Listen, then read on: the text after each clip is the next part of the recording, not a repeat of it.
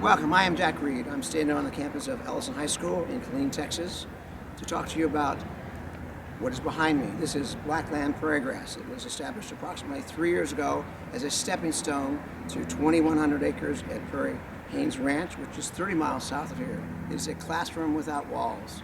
It is useful to not only science, but also the arts. One of the things that's a joy, do you remember when you went as a little child, picked up what you did not know was a frog or a toad, smelled it, licked it, whatever? That is true science. That's what is done at Parrie Haynes. And you say, is that really the same? I have students that stand in the water like this when they do surveys for the channel.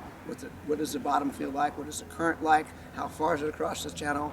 Or we chase scorpions, we chase tarantulas to figure out how many in density populations, or we go up a dry stream bed, which is a seasonal stream in Texas to Fay. What is the watershed here? What is the underground water like? Why does it disappear in the limestone? It is a fantastic place. It is surrounded by counties. There's 700,000 people that live here. Once the Parrie Haynes Educational and Science Building is established, people could come and they could get it firsthand. Again, firsthand, like picking up your first toad or your first frog. They could be educated. One of the goals is to redo the windmills on Parrie Haynes. These were used to pump waters in the 30s, but nowadays people are like, I get it from the city. Well, we could pump it from the ground. If you reestablish your windmills, have cisterns. There's a 32,000 gallon cistern on Parrie Haynes that needs to be recocked so it will hold water. And then I can grow this. I can grow my blackland prairie grass and do biological studies and also grow low water gardens. One of the things that was proposed in this particular grant application is a yearly symposium of blackland prairie grass, so people would know what's low water vegetation, what's the best thing to use, how can I fix my cistern, what's the best kind of roof, how do I get water and keep it from rainwater, etc.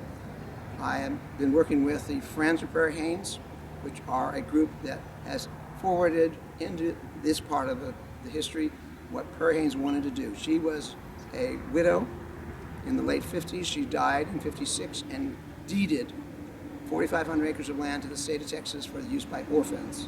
Now, my students, my great young adults, are not orphans. They fit that category to go and use that property for science and other activities. She was a great lady who loved children, and also she wanted to make sure that there was a scholarship involved. She gave that to KISD, Killeen Independent School District, for $100,000 to perpetuate academic excellence.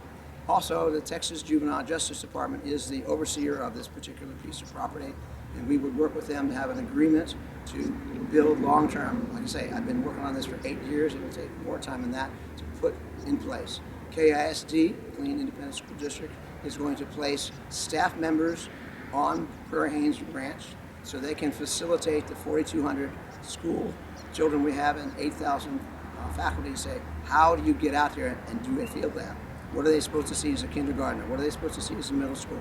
Those are the things that this whole operation will end up doing, so that instead of being in a classroom looking at a picture of a toad, you can be out in nature picking up that toad, and all your senses will be involved in learning. That is what real learning is, be totally immersed. To walk through Parrie Haynes and feel the sun, the wind, hear the birds, that is where the true learning is. Thank you very much.